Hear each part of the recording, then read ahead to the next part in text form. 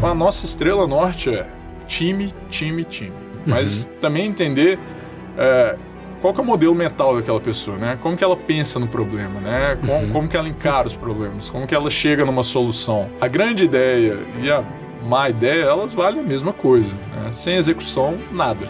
A escolha errada atrapalha, mas às vezes não escolher atrapalha mais. Foi uma transição bem interessante, assim, um aprendizado mesmo de eficiência operacional passou a ser a palavra da vez. Mas cuidado com o equity, né? O equity não pode ser uma moeda de troca quando falta recurso. Os excelentes empreendedores, eles usualmente escolhem quem vai investir no projeto. O empreendedor ele tem que entender a tese do investidor. E a tese não é, investe em startup de software. Não, é o pós-investimento. Sempre importante lembrar, nosso mercado é de acesso. Quem acessa os melhores projetos, os melhores empreendedores. É sobre isso, no final do dia. Seja bem-vindo a mais um episódio do nosso podcast Eu Empreendedor. Esse episódio de hoje é para você que está tentando buscar uma forma de alavancar sua empresa, de crescer com ela com capital. Muitas vezes a gente tenta inovar com o sistema, tenta inovar com redução de custo, fornecedor novo e por aí vai. Mas hoje nós vamos falar de dinheiro. E se nós vamos falar de dinheiro, nada melhor do que trazer o pessoal da Bossa Nova aqui com o Daniel, que vai fazer a honra de compartilhar com a gente como que ele, né, junto com a gestão da Bossa Nova, olha, e ele como um gestor, interpreta e olha as empresas para poder receber um aporte, né, dessa vez com um Venture Capital. E eu vou passar para você, Daniel, para você poder se apresentar, falar um pouquinho, né, sobre a sua experiência também, como que você chegou nesse mundo, né, para você poder estar olhando, mentorando, ajudando, que eu sei que a Bossa Nova é bem junta ali, né? Cara, mentorando, olhando, ajudando os empreendedores para eles se desenvolverem e a gente mudar esse país. Queria agradecer você por também estar disponibilizando esse tempo. Obrigado, Léo, obrigado pelo espaço. Prazer falar com vocês, pessoal. Espero que a gente consiga ajudar os empreendedores aqui da melhor forma possível. Legal. Mas minha jornada com a Bossa começou lá em 2018, estagiário ainda, estudante de Direito, um começo de jornada um pouco improvável ali para onde eu estou hoje, mas começamos em 2018, eu brinco que em 2018 eu tinha que explicar o que era startup. Né, para os familiares, amigos, o que é startup? Que bicho é esse? Em 2020, 2021, perguntaram se eu estava milionário, porque eu trabalhava com startup. Era a palavra da moda, cara, que bom que você está aí. E de 22 para cá, falaram, seu mercado acabou. Então, 7 anos no mercado a gente tem experiência de viver esses diferentes momentos, né? Sim. Mas comecei como estudante de Direito, estagiário, depois virei advogado da Bossa e me incomodava muito o momento que eu estava inserido na negociação. Então, como advogado, era só, cara, formaliza isso aí. Tá posto, cara, coloca aí no contrato. Fala, cara, eu queria participar um pouco de, né, quebrar a cabeça, ver como é que a gente consegue... Quem que decide que vai ser assim? Como que a gente discute quais são os termos, por que essa empresa, por que não a outra? Essa é mais organizada, mas a outra é tida como melhor, por quê, né? Sim. E aí dessa inquietude, assim, essa dúvida minha, eu fiz a transição de carreira e desde 2022 faço parte do time de investimentos da Bossa, hoje como Head de Venture Capital. A Bossa, para quem não conhece, é o VC mais ativo da América Latina. A gente, só no Brasil, tem mais de 300 startups investidas. Nossa tese original era startups de software, B2B. Hoje a gente é bem agnóstico, tem diferentes mercados. Mas já estamos aí com uma experiência bem legal. Desde 2018 que eu entrei, são mais de 350 investimentos, 150 milhões investidos. Então, uma bagagem legal para passar aqui pro pessoal. Que legal. E vou te falar uma coisa, para sair de advogado, para, né, ir para esse outro, né, para esse front, né, mais próximo ali do empreendedor, para fazer análise, fazer, né, as avaliações das empresas, teve uma bela mudança, viu? Uma bela mudança. Porque eu vou te falar, eu já participei de processo de M&A, análise, né, e tudo mais, e até para quem está nos ouvindo, quando você coloca as equipes de advocacia juntas, né, parece assim que você cria um muro entre, né? Então é como se fosse assim, eu empresa, tô conversando com a outra empresa, a gente vai fazer, sei lá, um M&A, né, por exemplo. E aí, os empreendedores estão conversando ali, cara, e tá tudo beleza, tá tudo indo bem, não, vamos lá, vamos fazer, vai dar certo, olha só o mercado, olha o nicho, a gente vai crescer, vai dar tudo certo. Não, beleza, a gente, né, vai lá, acordados. Aí, não, agora vamos colocar os advogados aí para o pessoal formalizar esse negócio. Bicho, quando coloca os advogados para formalizar o negócio, é óbvio, todo mundo tá fazendo o seu trabalho da melhor forma possível, mas parece que o negócio abre uma barreira, né? Parece que fala assim, meu, você saiu amigo do empreendedor, da outra empresa, você volta e fala assim, cara, esse cara quer me passar a perna, bicho. Ele vai me passar a perna, não é possível.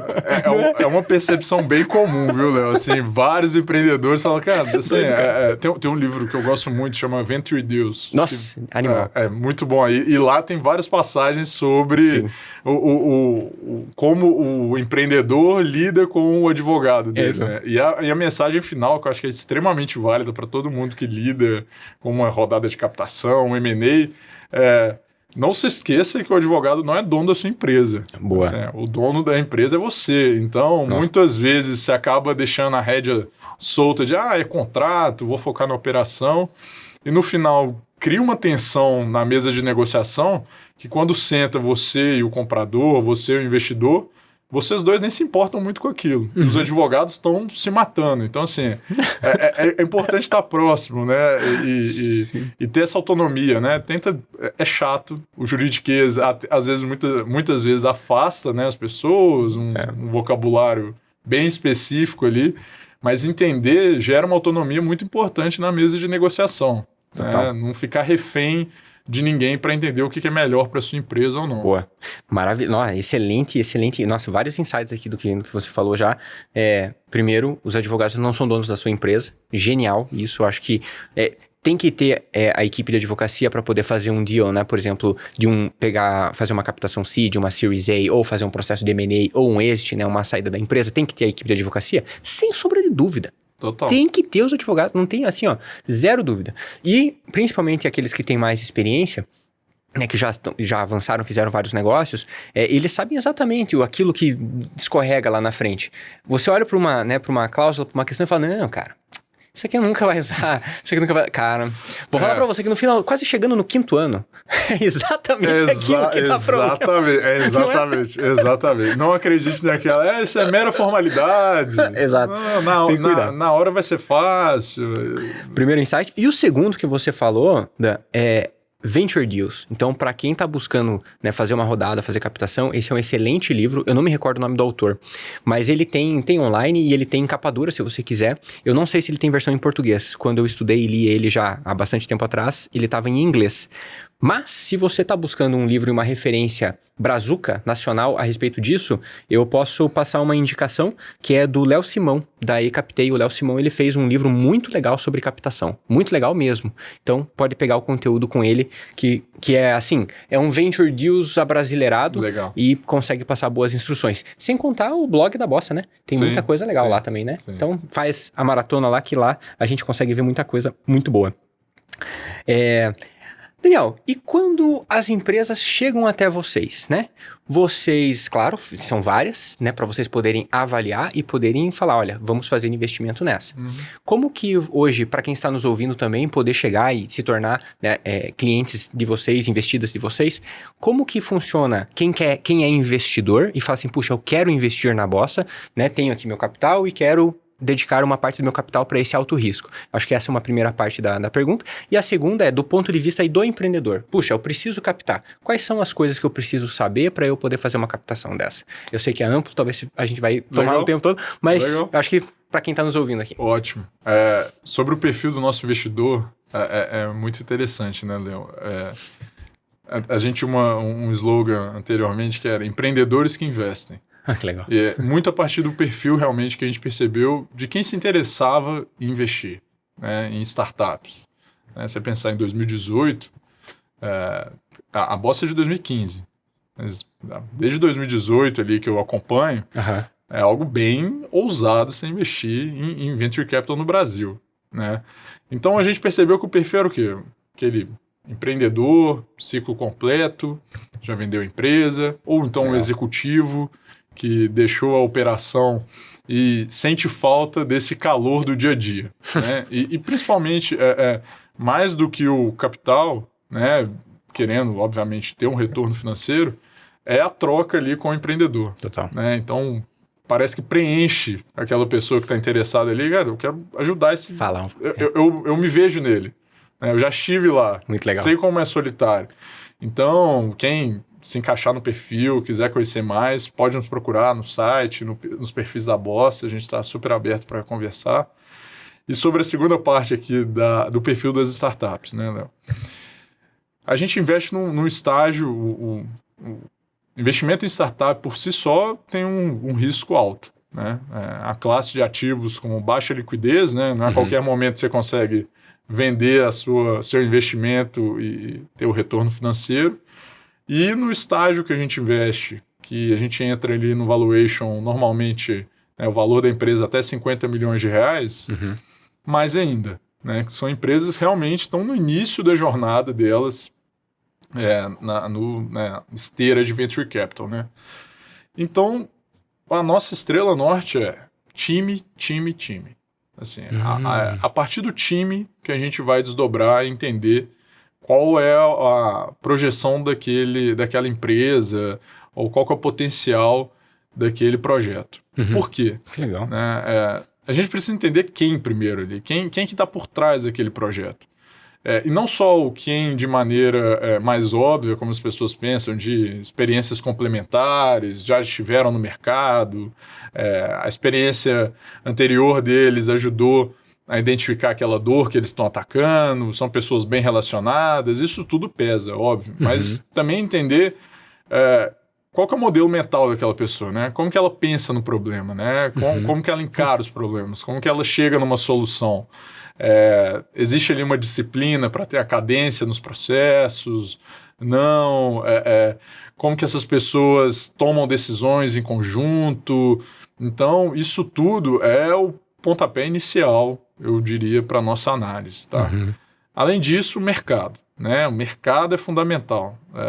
E o mercado, não adianta você ter uma primeiro de tudo, né? Acho que seu público aqui, Léo, tá bem calejado quanto, mas quem tá bem no início, um erro que a gente encontra com frequência é quem tem uma grande ideia. A grande ideia e a má ideia, elas valem a mesma coisa. Né? Sem execução, nada. Legal. Assim, não tem como você ter um retorno financeiro só da ideia. Né? A execução pesa mais nisso. Não vou contar pra ninguém a minha ideia, né? Tem muito disso. Não, assina um documento aqui que eu não vou contar pra você enquanto... Esquece isso, pessoal. Exato, execução. Exato. E se você teve uma grande ideia que ninguém nunca teve, estranho. Assim, né? Normalmente as grandes ideias não surgem do nada, né? Não é um estalo, mas uma evolução, né? Então, muitos dos casos de sucesso que a gente tem de empresas no Brasil são cópias, né? Mas sem pejorativo, sem ser um tom pejorativo, mas são cópias de modelos de negócio de fora, importadas e adaptadas para a realidade brasileira. Perfeito. E que bom, né? Que bom que tiveram a capacidade de fazer isso. Então é um insight ali que serve para quem está no começo da jornada, de se atente mais à execução do que à ideia. Mas entrando na execução, cara, o mercado é legal, esse time é interessante, tudo bem, vamos seguir aqui a conversa. Para que é o dinheiro? Né? Para que está querendo captar? Né? Onde que quer chegar? Faz sentido? Assim, você está pedindo 100 mil reais para a gente. Né? Vamos colocar um exemplo aqui. Você quer captar 100 mil reais com a Bossa e quer entregar um resultado de 30 milhões? É factível? Faz sentido? Não faz. Um exemplo. Usualmente, as empresas captam conosco para investir na parte comercial, né? Acelerar o crescimento ali através do investimento na parte comercial. Quando a gente entra na segunda aba da planilha ali, né? Expande ali as linhas, tem clareza qual que é a produtividade do time de vendas? Né? Quanto que cada SDR produz? Legal. Quanto que o closer produz? Como que chega essa demanda até ele? É um canal próprio, né? Através do inbound, né, através do blog deles, do posicionamento de marca, ou é ads. Né? Uma regra de 3 no Google ali. Exato. Investi 1.000, trouxe 1.000 leads. Invisto 100 mil, vou trazer 100 mil leads. Não vai, né? Exato. E se tem algo gostoso é investir em ads, né? Você se acha um gênio ali. Cara, né? E ads eu sempre falo, é um ralo. Se você, usando até o exemplo que eu falei agora, você coloca R$1.000 no ads, vai drenar. Eu quero colocar R$10.000, será que vai drenar? Vai drenar. É só você colocar o valor e o prazo. Exato. Aquele dinheiro vai sumir. Exatamente. Né? Agora, se ele vai dar retorno, aí fica a pergunta, né? Exatamente. Legal. Então, Léo, a gente gosta muito de entrar nisso para entender de fato, né, qual que é o racional da projeção que o empreendedor está fazendo. E a partir da projeção que o empreendedor faz, a gente entende muito da maneira como ele pensa também. Total. É uma projeção que para de pé, cara. Não para, assim. Usualmente as projeções não batem, tá? Isso, acho que de todos os mercados são bem comuns. Assim, a projeção que chega inicialmente para você não vai ser a que vai acontecer. Mas aí muitas pessoas, quando a gente fala a projeção não faz sentido, a pessoa só leva pro lado radical, né? Aquele bem exagerado. Aquele que eu citei, que o cara promete milhões com R$100.000. Mas tem um outro lado também. A projeção muito pé no chão, até demais, que pode significar até uma falta de ambição do empreendedor, também nos chama atenção. Porque isso significa que, olha, se a gente está num jogo de alto risco, que a gente precisa mirar o alto retorno, né, o Pareto aqui, Perfeito. 20% das startups vai trazer 80% ali do resultado. Se esse cara não tem uma ambição para o projeto dele, será que daqui 2 anos, se procurar ele com M&A, que para a gente investidor não faz sentido, ele não vai ceder? Porque para ele pode ser muito dinheiro, para a gente não traz o retorno. Então, esse tipo de perfil a gente também tenta se atentar e identificar. Obviamente não é uma tarefa fácil, né? Sim. E é como você falou, time, né? Time. Então, você tentar entender tanto o empreendedor, assim como eu até fiz uma anotação aqui, nesse processo de time, normalmente esses empreendedores, eles têm sócios também. Então, Sim. às vezes são vários co-founders que entraram junto no negócio, às vezes um tem uma competência mais de business, o outro uma competência mais de tecnologia, e aí se complementaram de alguma forma, e entender como eles agem e interagem pode ser o fator decisivo lá na frente. Teve um processo que aconteceu comigo, em que eu aprendi, né, pelo menos, e aí você me corrija se acontece com vocês também ou se eu tô viajando. Mas tá tudo indo bem na empresa, tá tudo beleza, nossa, a operação tá indo, nossa, a mil maravilhas, crescendo. De repente aparece um saco de dinheiro em cima da mesa. Esse saco de dinheiro, às vezes, como você falou, é um M&A, é uma possibilidade de êxito, uma fusão, enfim, aparece um saco de dinheiro de alguém querendo comprar, ou, né? Parece que você abre novas portas e novas visões daqueles empreendedores que você nunca tinha visto. Né? Então vira uma disputa entre sócios de um negócio que você nunca tinha visto. Né? E isso pode não somente, se o deal for para frente, azedar o negócio, assim como se o deal não for para frente, também azeda o negócio. Total. Porque daí eles já criaram aquele, sabe, as regras não ditas, né? Assim, não, cara, não vamos fazer isso, não vamos mexer. E, cara, vira um negócio que todo mundo fica espinhado. Exato, né? Exato. Acontece muito, tá, Léo? E eu vejo ali, tem vários sintomas, né? Várias possíveis causas para isso, né? Mas muitas vezes a gente identifica quando tem um descasamento quanto ao propósito ali da companhia, né? Então, cara, tem um saco de dinheiro na mesa, mas o saco de dinheiro completa o nosso propósito aqui. Por que a gente começou a companhia? Assim? Onde que a gente queria chegar? O que a gente queria gerar de valor, de impacto com a companhia? Porque o saco de dinheiro, para um, não completa o propósito. Para o outro, o propósito ficou de lado. Ou então, a questão até além da questão do propósito, um descasamento ali, até na questão de governança mesmo, né? Cara, como que é feita a tomada de decisão, né? Esse saco de dinheiro aqui está na mesa, todo mundo pode opinar sobre ele?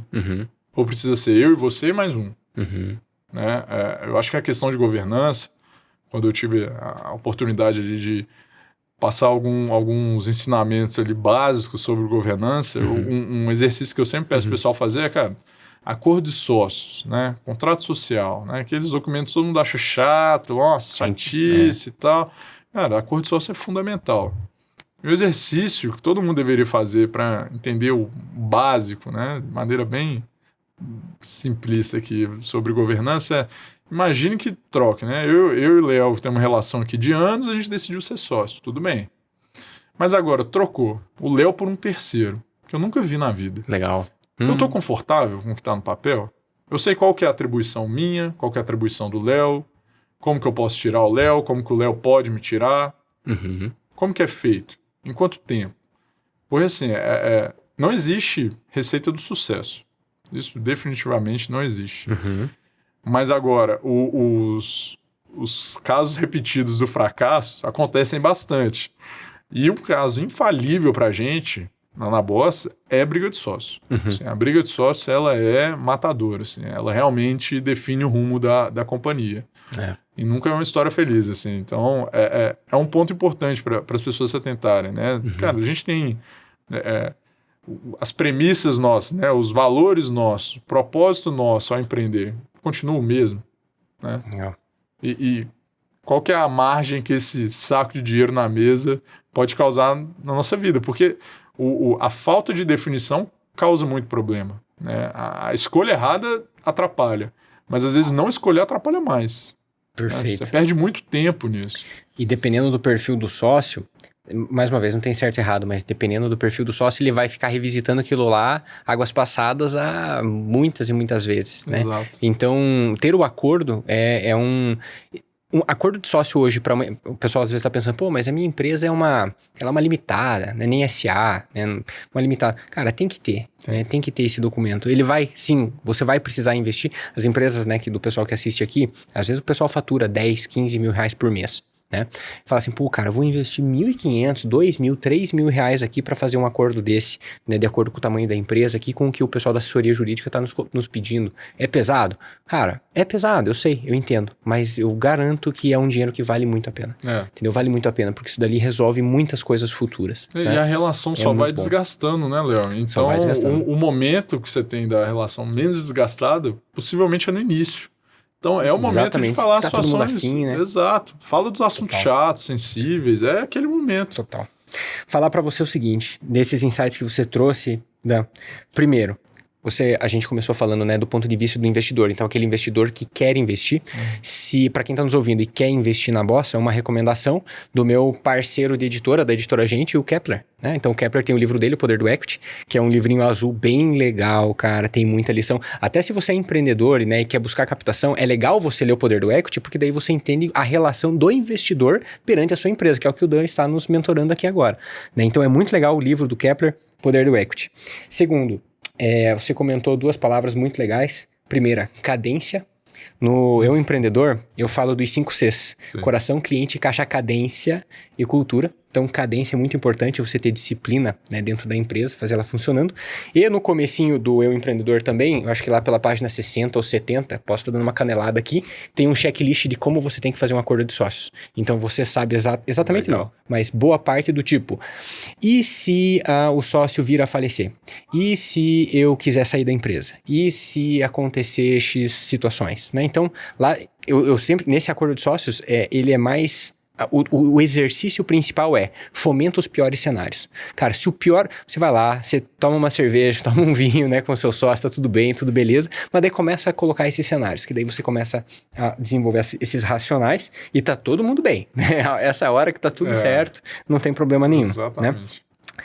E você tava comentando então, time, mercado também é uma avaliação, olhando para os empreendedores, entender para que é o dinheiro. Né? Então, para que você vai usar esse dinheiro? É normalmente para acelerar vendas. Chegam para vocês empresas que querem desenvolver produto ainda, né? E como que vocês veem essa relação? Sim. E eu tinha esquecido também para mencionar da questão do dinheiro na mesa e conversa com o produto. O problema, às vezes, do dinheiro na mesa não é nem sobre como a gente vai dividir, mas atrapalha no foco. O foco é muito importante. Cara. Boa. O foco é muito importante. Então, quando o empreendedor chega até a gente querendo desenvolver um novo produto, né? Ele chegou, ele está ali com seus 100 mil, faturando 100 mil por mês, né? Já tem ali um time, né? Pô, já tem um nome ali no mercado, e chega pra gente, quero um novo produto. Cara, por que um novo produto, assim? Onde você vai atacar? Seu atual produto não consegue expandir, é um limitador, você precisa desse novo produto. A gente não vai fazer aquela análise logo de início, a gente não vai entrar no detalhe da tecnologia em si, mas a gente gosta muito de entender qual que é o racional do processo para a construção do produto, para a criação do produto. Agora eu esqueci o nome do autor, mas tem um livro muito bom, se eu não me engano, Iluminado, sobre a produção de como criar produtos, né, de tecnologia. Que legal. E o ensinamento que o autor coloca, uma pena não ter lembrado o nome agora, mas é sobre, no roadmap de produto, sempre ter meta de negócio, né? Então, para não ter aquele descasamento, né? Então, por quê, né, Léo? O que é usual para a gente? Chega um empreendedor completamente alucinado pelo produto, principalmente o cara de tech, e realmente, produtos assim, cara, fora de série, do ponto de vista de tecnologia, bem, bem profundo mesmo. Só que ele se apegou só ao produto. Então o produto, ele não tem uma operação sustentável. Então, às vezes ele não sabe nem qual que é a margem que aquele produto tá gerando. Vai. Às vezes ele vai pro buraco e... Exato. Então é um apego pelo produto ali que atrapalha na continuidade do negócio em si. Então, às vezes o empreendedor ele fica muito no apego do produto, demora demais para lançar. Fala assim, tem que lançar o produto perfeito. Cara, não lança. Entende? Às vezes seu cliente não vai nem ligar para essa feature que você está fazendo. Lança de uma vez, cara. Bota na rua. Vai entender com o seu cliente, como é que escutando. Qual que é a jornada dele. Mas sim, tem empresas que vêm para a gente para desenvolver produto, mas já é uma análise um pouco mais... porque também, se ele vai desenvolver um novo produto, né, um produto ali que talvez não tenha nem continuidade, nem relação com a receita que ele trazia, a gente precisa adotar outros critérios para metrificar isso. Né? Se ele vai fazer um novo produto, se eu estou considerando, né, a valorização da empresa trazendo a valor presente, eu não posso considerar a receita passada. Eu tenho que considerar... uma nova. Exato. Perfeito. Como que a gente vai metrificar isso? Então é um cenário, ao meu ver, um pouco mais desafiador. Tá? Quando a tese principal é desenvolver um novo produto. Legal. E até falando de novos produtos, como que você comentou, Dan, que você desde 2018, até um pouco antes, né, mais ou menos ali, né, nessa época, você veio já inserido e trabalhando no mercado, estando, né, no mercado de Venture Capital. Como que você viu esse processo de 2018 andar até a data de hoje? Por exemplo, o que eu quero, né, dizer? Puxa, teve um momento de euforia, depois teve meio que uma ressaca e depois euforia, e como que você viu isso e como que vocês estão também vendo esse cenário? Léo, sem dúvidas teve uma euforia enorme em 2021, principalmente. Acho que o pessoal conhece bem ali as distorções do mercado, né? Sim.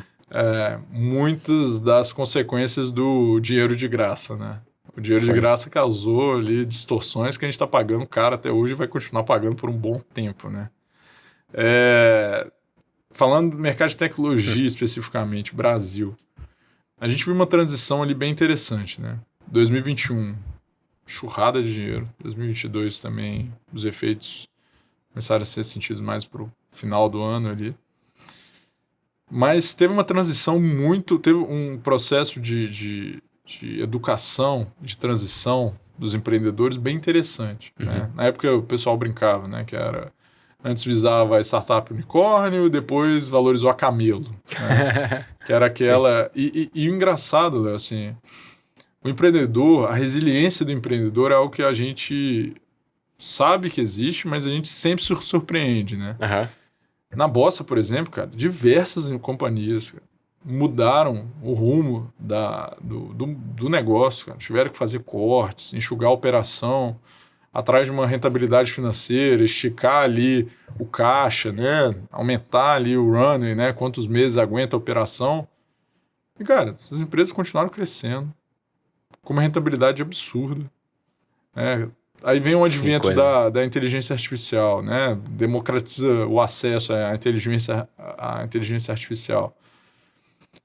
Observa-se uma distorção na precificação desses ativos, né? O pessoal voltou a pagar múltiplos lá praticados em 2021, mas, ao mesmo tempo, a maior lição que eu trago nem é essa distorção da inteligência artificial, porque eu acredito que as distorções sempre vão ter, né, no mercado. Mas sim como ajudou na eficiência operacional desses empreendedores. Então, os empreendedores que já estavam corrigindo o rumo ali, de olha, preciso ter uma operação mais enxuta, não tem dinheiro mais de graça, dinheiro está caro, vou captar o múltiplo que eu captei na rodada passada não é mais o mesmo, prefiro aqui segurar o fôlego e tocar a operação com o meu dinheiro, ao invés de captar no mercado tão adverso. Até então a gente não sabia por quanto tempo esse mercado continuaria, né? E até hoje a gente tem um mercado bem desafiador para quem está buscando captar. Mas aí essa pessoa corrige o rumo, né? Corrige a rota, ou muda a rota, né? Até então não era uma correção, era uma mudança. E chega uma oportunidade de eficiência operacional implementada ali na veia através de inteligência artificial. Então, foi uma transição bem interessante, assim, um aprendizado mesmo de eficiência operacional passou a ser a palavra da vez. Né? Se antes era o crescimento, investimento em marketing, né? A gente brincou aqui do Eds, cara, investe em marketing, quero crescer, aumentar, você tem que escalar, o crescimento que importa. Não. Cara, qual que é a eficiência operacional? Né? Onde você coloca R$1 na sua operação, para onde vai? Como vai? O que traz de retorno? Perfeito. Né? Então, foi uma transição, um processo, eu diria, de amadurecimento. E um processo de amadurecimento que, ao meu ver, né, a gente tem até uma aproximação de outras modalidades de investimento, como o Private Equity, por exemplo. Né, o VC, que quando ele começa a olhar mais para a parte ali de eficiência financeira, rentabilidade financeira ali, né, quão saudável aquela operação, ele começa a falar mais a língua de outros mercados também.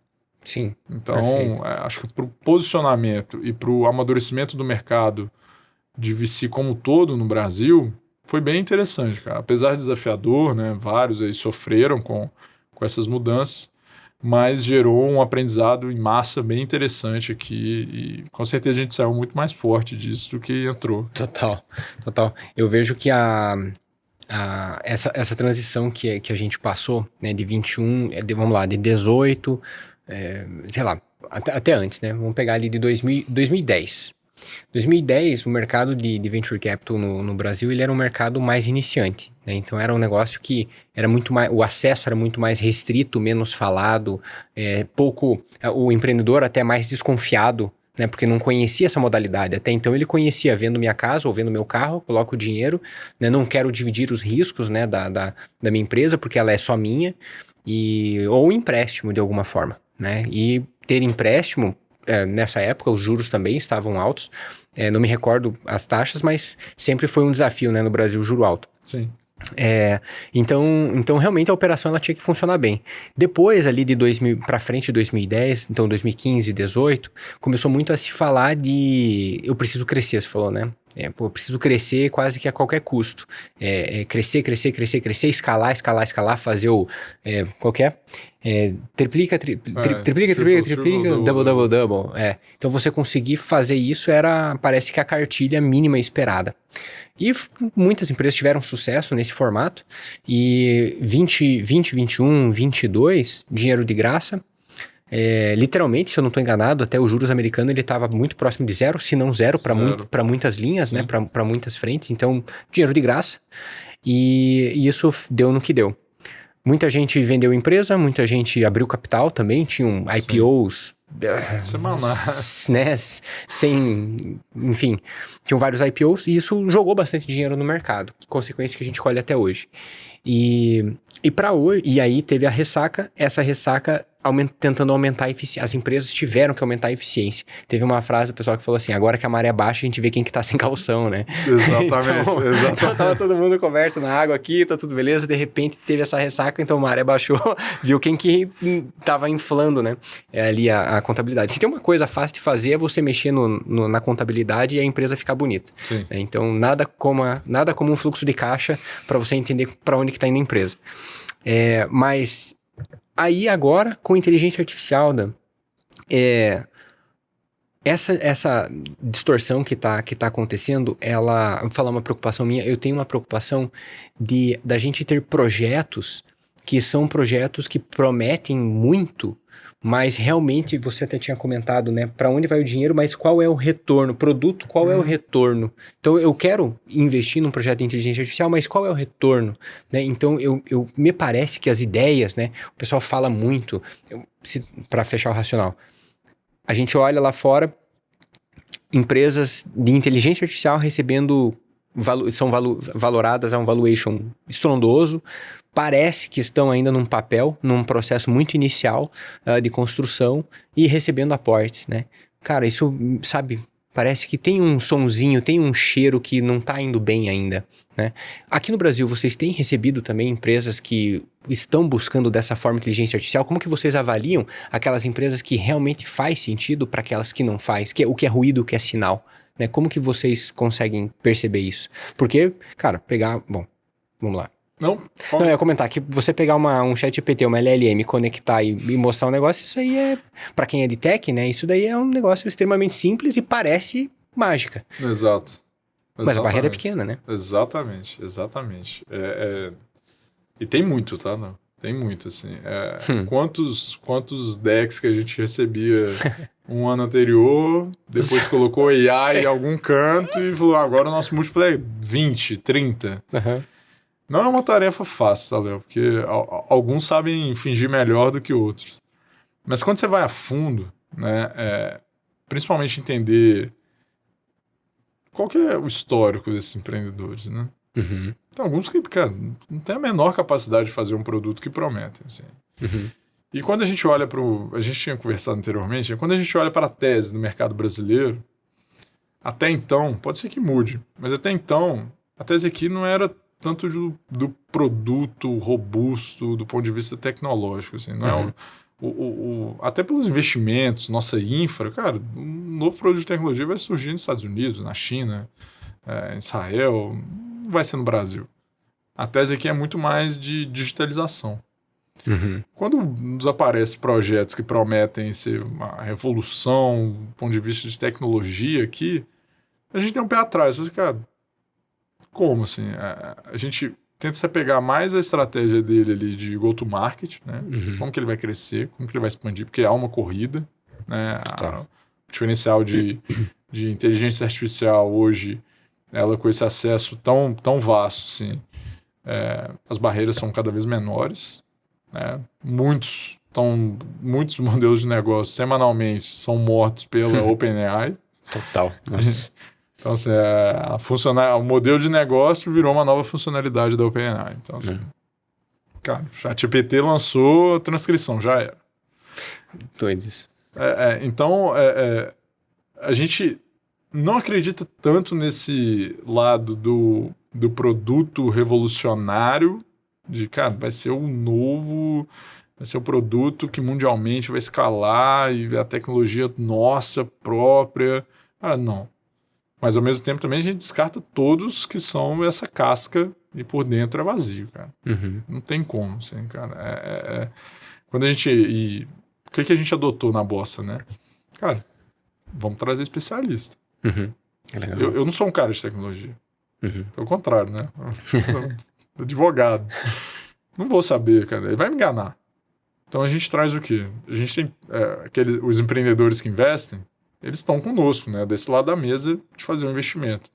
Então a gente tem uma rede de parceiros que nos ajudam, inclusive, na validação da tecnologia. Uhum. É um parceiro que a gente coloca na mesa, cara, explica aí seu produto, então. É isso tudo mesmo? Vamos então, ver. A gente consegue essa segunda, terceira camada de validação, mas dá para perceber, assim, então, assim, não é óbvio, não é fácil, Mas sempre tem um indício ou outro ali de quando, principalmente, que é o mais comum, é a casca. A casca. A casca, cara. Bota o IA ali para ficar bonito e no final é só uma API. Exatamente. É o que eu fazia antes, só que daí busca no meu banco de dados. Exato. Era o que eu tinha, mas só busca no meu banco. Tá. E... Puxa, eu também vejo um pouco desse cenário, como você falou. Lá fora, quando eu digo lá fora, China, Israel, Estados Unidos, um pouco da Alemanha. A União Europeia, ela não é muito para frentex nesse ponto, mas tem lá a Alemanha, principalmente, que tenta fazer algumas coisas legais, que mais solta também estudos e tá um pouco mais avançada em IA. Mas ali a infraestrutura, os investimentos principalmente para desenvolver esse tipo de tecnologia é onde vai desenvolver a raiz do negócio. Vai desenvolver, por exemplo, em IA, é o que vai fazer o core, a LLM em si, o algoritmo que vai potencializar, interpretar, né, compilar tudo para poder entregar essa LLM para pro mundo, né, ou pro um determinado produto. Aqui no Brasil, você desenvolver uma LLM com a estrutura que a gente tem, parece assim, nós vamos ficar ou é muito dinheiro, ou é muito tempo, né? Ou a gente assim, é difícil conseguir olhar para isso e falar assim, isso aqui vai rodar para nós. Para de pé, exatamente. Exato. Exatamente. A conta não fecha, cara. A conta não fecha.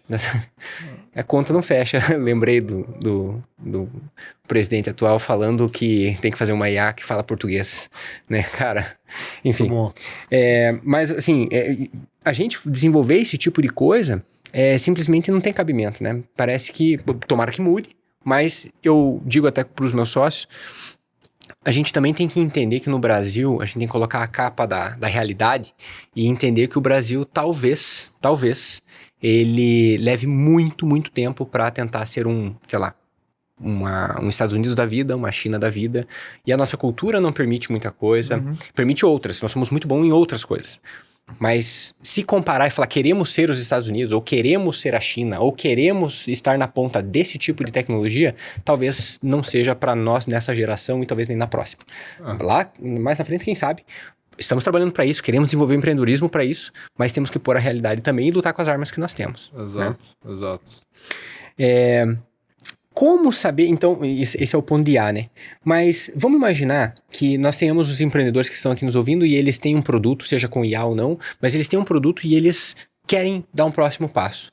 Como que eu, empreendedor, sei que eu preciso da Bossa, né? Eu preciso de um VC. Quais são os indícios, Dan, que você encontra normalmente com os empreendedores que falam assim, pô, a melhor oportunidade que eu tenho realmente é com o VC. É melhor do que eu fazer, né, pegar o dinheiro do banco, ou dos amigos, da família, que seja. É legal, né, Deus? Assim, a gente tem... Quando a gente está sentado à mesa como investidor, a gente às vezes tem algumas teses que surgem outras hipóteses que a gente sequer imaginava. Um exemplo aqui, que muitas startups nossas, principalmente as que recebem o nosso investimento mais no início da jornada, nos relatam. Falei, cara, a Bossa me ajudou a vender. Eu falei, cara, mas eu não te indiquei o cliente. Ele falou, não, cara, quando a gente fala que a gente é investido pela Bossa, ganha ali um selo. Tipo, dá pra confiar, então. Entendi. Esses caras não vão sumir. Posso acreditar nesses moleques aqui. Mais ou menos isso, cara. Então, assim, é uma das validações acessórias de captar, tá? Não é a principal. Ninguém deve procurar investimento para ter a validação com o cliente, tá? É muito importante, Léo, para o empreendedor, ele tá na mesa, você fala assim, olha, decidi captar. Tudo bem. Você tem ciência que você vai passar a ter uma série de obrigações, né? A captação não é uma conquista. A captação é uma estratégia sua de crescimento. Você está no mercado. Esse mercado ainda não tem alguém que despontou, né? Tem ainda ninguém que acelerou na frente. Mas você vê seus concorrentes ali, mais ou menos do seu tamanho, talvez faça sentido você pegar um recurso para acelerar seu crescimento. Porque se você não pegar, seu concorrente vai. Mas eu vou pegar só porque meu concorrente pode pegar? Cara, antes, para um pouco. Você sabe que equity é o que mais valioso você tem ali dentro do seu negócio. Uhum. Um erro que às vezes é falta de conhecimento e é difícil até classificar como erro, mas é um erro do ponto de vista da jornada da startup. O empreendedor chega com a gente, não, ele tem metade de participação da empresa dele. Uhum. Isso captando o primeiro cheque. Uhum. Teve um parceiro, aí cedeu para um hub, para uma aceleradora, para um advisor, para o prestador de serviço. Chega lá, cara, a empresa já quase não é sua mais. Uhum. E não que tenha problema ter esses parceiros ao longo da jornada, tá? Pelo contrário, assim, podem agregar muito valor. Mas cuidado com o equity, né? O equity não pode ser uma moeda de troca quando falta recurso. Ah, não tem dinheiro para pagar o Léo, então eu vou dar uma participação. Cara, pode ser uma estratégia legal, mas pode ser um tiro no pé, cara. Pode ser um tiro no pé. Ainda mais se não tem governança. Exatamente. Então, o racional do empreendedor, para ele buscar investidor, primeiro ele tem que fazer o caminho contrário, né? Porque muitas vezes o empreendedor pensa só na seleção feita pelo investidor. Mas é o contrário. Tá? Os excelentes empreendedores, eles usualmente escolhem quem vai investir nos projetos. Uhum. Né? Perfeito. O empreendedor hoje, no Brasil, a Bolsa que é muito posicionada ali no primeiro cheque institucional, né? A nossa missão aqui é possibilitar esse primeiro acesso a capital, que é tão difícil no Brasil. A gente viu uma mudança. Né? Anteriormente, até pelo tamanho do mercado, que aumentou, né, mercado de tecnologia, de VC, os empreendedores não tinham muita opção. Então, falou, cara, não tem onde captar. Alguns captavam com a Bolsa, mas mesmo assim era uma proporção bem menor. Uhum. Hoje eles mudaram a estratégia. E eu acho que é uma estratégia bem interessante. Hoje o empreendedor, no início da jornada dele, ao invés de, vou captar um recurso, né, eu já vou receber uma diluição aqui, eu vou inverter. Eu vou pegar parte da minha participação e vou atrás de quem é referência nesse mercado meu.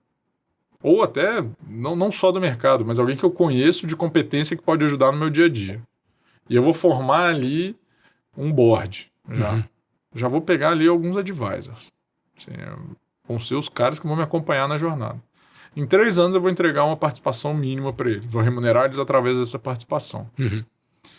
Com isso ele ganhou robustez, ganhou maturidade, né, na operação, e consegue dar uma esticada na operação, né, ganhar robustez, amadurecer, crescer antes de fazer a captação. E vira até o contrário, às vezes, dependendo dos advisors e o board que você monta, aí eles viram o selo para poder também fazer uma análise dentro dos fundos, né? Exatamente. Foi uma mudança, assim, pra gente ficou mais difícil, né? Mas brincadeiras à parte, é uma mudança muito interessante do ponto de vista de maturidade do mercado. Legal. Você começa a ter mais o contato do mercado tradicional ou do grande executivo da corporação com as empresas de tecnologia. E aí o modelo de negócio começa a ficar mais robusto. Então, quando ele chega para fazer a captação, cara, tem claro ali por que ele está buscando a captação. Ele está buscando a captação pelo smart money, que tem a entrega também. Seu investidor vai te dar só o recurso. Qual que é a tese do seu investidor? O empreendedor ele tem que entender a tese do investidor. E a tese não é, investe em startup de software. Não. É o pós-investimento. Pós-investimento desse investidor, o perfil dele é o quê? Cara, ele vai participar e votar nas deliberações rotineiras da companhia. Ou não. Ele vai participar só das decisões mais estratégicas, através do conselho. Ou não, ele vai ficar bem afastado, cara. Ele só vai dar o dinheiro aqui e no final paga ele tranquilo. Legal. Então, assim, você tem que entender que o seu investidor procura, o que ele entrega para ir fazer esse match. Né? Cara, o que eu preciso agora? Genial. Nós estávamos falando um gancho com a questão de IA, falando da OpenAI. e a gente pensava, puxa, qual é o meu concorrente, né, que está aqui do meu lado? Às vezes eu vou explorar o mercado de, sei lá, tecnologia para fabricação de, sei lá, mesas. O concorrente que eu tenho que olhar né? Sim, claro, quem faz isso aqui que é o mais óbvio. Mas acho que talvez a pergunta que tem que ficar na cabeça dos empreendedores agora, mais recentemente, como que a OpenAI vai agir perante isso que eu estou fazendo, né? OpenAI e outras, mas exemplo aqui. Surgiram muitas empresas nesses últimos 1 ano e meio, no máximo 2 ali, muitas empresas que elas eram, entre aspas, um agente, um bot, que conversava com o cliente e ele fornecia informações básicas do mercado. Basicamente isso. E cada uma com seu nicho. Então não existia uma que era central, né, uma global, e conseguia ajudar todo mundo. Não tinha, porque era cada uma focada no seu nicho. Veio a OpenAI, lançou os seus produtos e veio lançando traduções, ficou cada vez melhor, né? Transcrições, traduções, geração de imagem, uma série de coisas, a possibilidade de você conectar as APIs, o Playground, um monte de coisa, e do nada, simplesmente o mercado que aquela empresa estava, ele desapareceu.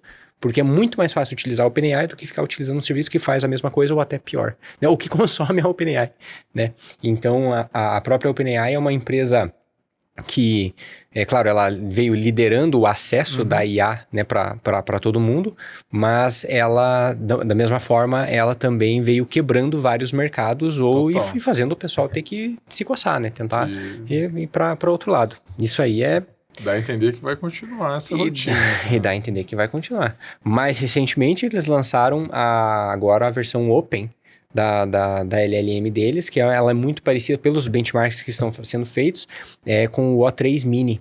Né? Então o O3 Mini já é uma boa boa LLM. Então isso daí Open é como se qualquer empresa de software com a tecnologia consegue pegar isso, embutir dentro do seu produto e fazer rodar, ou pegar um celular e fazer rodar da mesma forma. Microsoft está nessa briga da mesma forma, né? Também ao lado da própria OpenAI, mas a Google, a Meta da mesma forma. Pagando caro para tirar o pessoal da OpenAI. Pagando caro para tirar o pessoal da OpenAI, fazendo um hunting sinistro lá em cima, né? A X.com da mesma forma, então tem muita coisa que vai sair dali ainda, né? Dan, puxa, pra gente caminhar pro final já do nosso episódio, pra quem tá nos ouvindo, né, e falando da Bossa, quais são os segmentos que os empreendedores aqui, eles falam, puxa, então legal, então quero aprender mais sobre investimento, quero aprender um pouco mais sobre eu querer investir, talvez, né, o meu capital num negócio de maior risco, ou eu, empreendedor, quero buscar então uma captação, mas quais são esses segmentos, né, que vocês estão atuando, que vocês olham, legal. E tamanho mais ou menos de empresa, né, para chegar ao pessoal, embora você tenha falado valuation de até 50 milhões, mas a galera que nos ouve aqui, eles sabem o quê? Eles sabem que eles faturam, sei lá, 30, 40, 50 mil por mês. E, cara, 50 milhões, valuation, não faço a menor ideia. Como que, sem querer, eu sei que valuation é um negócio sensível, mas como que, grosso modo, esse empreendedor pode saber se ele está dentro, né, de buscar a Bossa ou não? Legal, maravilha. Falar um pouquinho da nossa tese aqui de maneira resumida.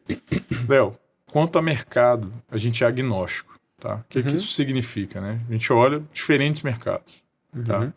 Tirando o mercado de bet, a gente praticamente olha tudo, cara. Assim, a gente já tem investimentos em games, em fintechs, saúde. Agora a gente tem uma startup voltada para a parte climática, previsões climáticas. Legal. Então, assim, a gente é bem agnóstico. Então, a gente não tem essa restrição de mercado. Obviamente, um dos pilares nossos de avaliação das startups é o tamanho do mercado. Então, lá na frente, pode ser que a gente não siga com o investimento pelo tamanho do mercado. Mas para bater na porta e ter a primeira conversa, mercado não é uma restrição para a gente. A gente tem restrição, sim, quanto a modelo de negócio, né? Voltado principalmente a vende para a empresa, né? B2B, ou B2C. Modelo de negócio B2C a gente não olha, tá? A gente está voltado principalmente para quem vende para a empresa, né? Que é o B2B, ou o B2B2C, né?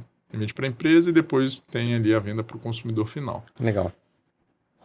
Nosso tamanho de cheque, tá, Léo? Nosso cheque vai ali de 150 mil até 2 milhões, 2 milhões e meio, tá? Então, os maiores aportes nossos estão ali por volta de 2 milhões e meio. E o valuation? Cara, o que a gente não investe, tá? Quem não emitiu a primeira nota fiscal, né? Quem não passou ali, como que emite? Não, a gente tem que emitir a nota fiscal, tem que ter ali, já tá com o produto rodando, validado. Então, normalmente, empresas que já estão há mais de um ano ali faturando. E, cara, a partir de 15, 20 mil de faturamento mensal, a gente já tem sinergia conosco para iniciar a conversa, tá? E a conversa, muitas vezes, Léo, ela surge como relacionamento. Né? A gente não vai casar no primeiro dia. A gente vai se conhecer. Você vai me apresentar quais são os planos seus para a companhia, né? Onde você quer crescer, onde você quer expandir. E aí, se a gente não consegue seguir no início, a gente já cria um relacionamento de acompanhamento. E é legal falar, pessoal, que assim, todos os fundos estão bem abertos para essas conversas. Assim, procurem os fundos e tentem criar ali uma rotina de acompanhamento desses fundos, mesmo que não seja investidor. Cria ali uma lista de e-mails dos fundos que você mais gostou, que mais tem sinergia. Compartilhe um reporte trimestral, semestral, mensal. Isso cria ali, você vai estar sempre no radar daquele fundo. Né? Então, muitos fundos gostam de iniciar a relação 18, 24 meses antes de realmente receber o investimento. Até mais, né? Alguns você fica 3 anos ali trocando com o fundo para finalmente receber o investimento. Então, quando a gente falou ali da decisão do empreendedor de fazer a rodada de captação, o que ele tem que entender, a partir do momento que ele entra nesse mundo de captar recursos, o relógio dele começou a contar. Tá? Porque ele captou conosco para usar em 18, no máximo 24 meses. A partir dali, ele tem que fazer uma nova captação. E assim subsequentemente. Então, quando ele entra conosco ali, esse reloginho começa a contar, cara, um dos empreendedores, né, um dos founders vai ter que gastar ali 20, 25% do tempo dele nessa parte de fundraising. Da próxima. E não é só quando tiver com rodada aberta. O contato é contínuo. Porque tem que estar fazendo relacionamento para o próximo. Né? Exatamente. E assim, já recebi de diversos empreendedores feedback de, cara, quem me deu o retorno mais valioso, né, quem falou pra gente as coisas mais importantes, foi o investidor que não investiu na gente. Porque o cara falou, não vou investir por isso, e eu olhei pra dentro do meu modelo de negócio e realmente, cara, era aquilo, assim. E isso é muito legal do nosso mercado, né? As pessoas são muito abertas para ter essa troca. Né? A gente comentava aqui antes de começar a gravar, assim, muitas das pessoas do nosso mercado têm essa mentalidade de, cara, eu vou sentar na mesa e eu vou gerar mais valor do que você vai me gerar. Não porque é uma competição, mas que eu quero que você lembre e extraia daqui algo de valioso para você. E aí a gente consegue se posicionar no mercado que tem essa cultura de gerar valor. Então, o investidor, se a gente está no mercado de acesso, né, isso é sempre importante lembrar, o nosso mercado é de acesso. Quem acessa os melhores projetos e os melhores empreendedores. É sobre isso no final do dia. Então, como que você se posiciona como investidor para acessar eles? Se você se posiciona como alguém que fecha portas, é difícil que você consiga manter esse posicionamento para atrair. Né?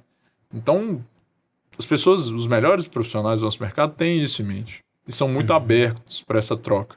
Então, empreendedor, bate na porta do investidor, não tenha medo. O não faz parte, é mais recorrente do que o sim. E vale a pena fazer essa provocação contínua ali para extrair, além de gerar o relacionamento, extrair insights ali valiosos para o seu modelo de negócio. Genial. E para quem está se perguntando, tá, legal, eu vou pegar, por exemplo, como você disse. Então, só recapitulando, tamanho de mercado, B2B ou B2B2C, um cheque de aproximadamente 150 a 2 milhões e meio, geralmente. Então, se você fatura 20 mil por mês, um pouco mais, né, aproximado, já também pode começar esse relacionamento. O que eu ia comentar quem está aqui nos ouvindo fala assim, puxa, legal, peguei lá, sei lá, consegui fazer uma captação de 1 milhão. Mas e o que o fundo ganha com isso? Né? Então, o que o fundo vai querer no final do dia? Né? É dividendo? Vai querer que eu pague isso em parcelas com juro? Vai querer... O que o fundo vai querer no final do dia? É legal isso. Dentro da Bossa, isso é muito particular de cada fundo. Tá? Porque existem fundos com teses mais maduras, vão investir ali mirando um IPO ou um M&A pré-IPO ali. No nosso caso, né, pelo estágio que a gente investe, né, como a gente investe desde bem do início da jornada, a gente já teve saídas, né, vendas das nossas participações em diferentes contextos. Tá, Léo? A gente já teve recompra dos empreendedores. Então, os empreendedores chegaram no estágio, empresa voando, indo bem, falaram assim, olha, a gente acha que faz sentido agora remunerar vocês que estão conosco desde o início. A gente não está mais mirando aquele ritmo acelerado aqui, então para vocês pode não fazer mais sentido como investimento de venture capital, mas para a gente faz sentido remunerar vocês pelo dinheiro e pelo apoio que vocês deram durante a jornada. A gente já teve saída para o recompra. A saída que a gente visa mais ali é o M&A, né? Então, é investir nessa empresa, as empresas conseguir crescer e atrair ali alguma companhia interessada em fazer a aquisição integral dela, né? Então, a gente tem grandes cases ali como a Melhor Envio, foi vendida para a Localweb, a Repassa para a Renner, Smart Hint para a Magalu. Então, ali a gente tem cases bem legais. E tem também a possibilidade da gente vender numa nova rodada. Então, a gente falou aqui, né? A empresa captou conosco. O relógio começou a contar. 18, 24 meses.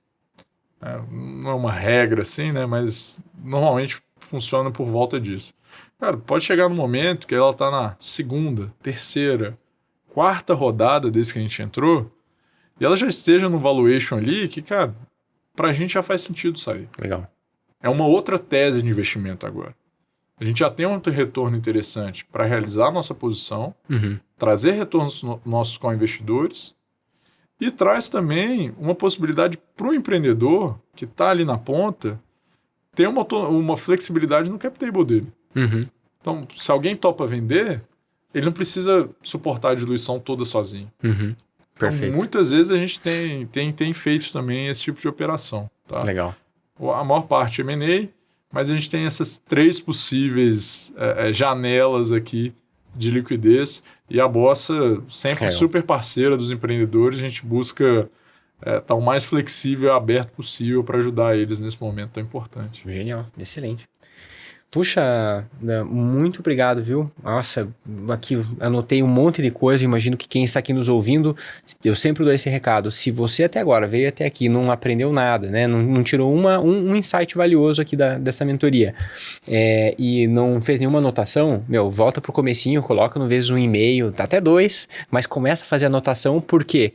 Porque a ideia boa todo mudan tem, a ideia boa e a ideia ruim vale a mesma coisa, o que importa é a execução, então agora é uma boa hora para já começar a colocar em prática, né? Dan, se você puder falar onde que o pessoal pode encontrar você, também seria muito bacana. Um recadinho final pro pessoal e aí a gente pode estar encerrando. Maravilha. Pessoal, LinkedIn, Daniel Coimbra, podem procurar lá diretamente. Estou sempre de olho ali nas mensagens. E-mail daniel@bossainvest.com. Também podem enviar à vontade. E obrigado pelo espaço, Léo. Obrigado pelo convite. Foi muito legal, muito, muito gostoso o papo. Espero que tenha gerado valor aí, pessoal. E, turma, falei isso tudo. Estou super aberto. Sempre que possível, sempre para conversar, gerar valor ali, tentar ajudar do jeito que a gente consegue. E podem me procurar à vontade. Excelente. Como forma de agradecimento, esse exemplar aqui, ele também já tem dono. Oh, que legal. Maravilha. Esse exemplar aqui... Vou querer a dedicatória. Com certeza. Vou fazer. Esse daqui legal, é para você também, para levar lá pro pessoal na Bossa. Às vezes, você da maneira como a gente escreveu, eu tentei colocar de modo que o empreendedor ele abre e ele olha e fala, é verdade, isso daqui eu posso colocar agora em prática, né? Então, com o cliente, coração, cliente, caixa, cadência e cultura, ele tem muito trabalho pela frente para conseguir dar esse próximo passo. Sensacional. Muito obrigado. Para você que está nos ouvindo, meu muito obrigado também. Aproveita, se inscreve no canal, deixa seu comentário, clica no joinha para essa mensagem ser passada para frente e no botãozinho hype, que daí consegue focar exatamente quem precisa escutar essa mensagem, no nicho, né, certinho. Meu muito obrigado e até o nosso próximo episódio do Eu Empreendedor.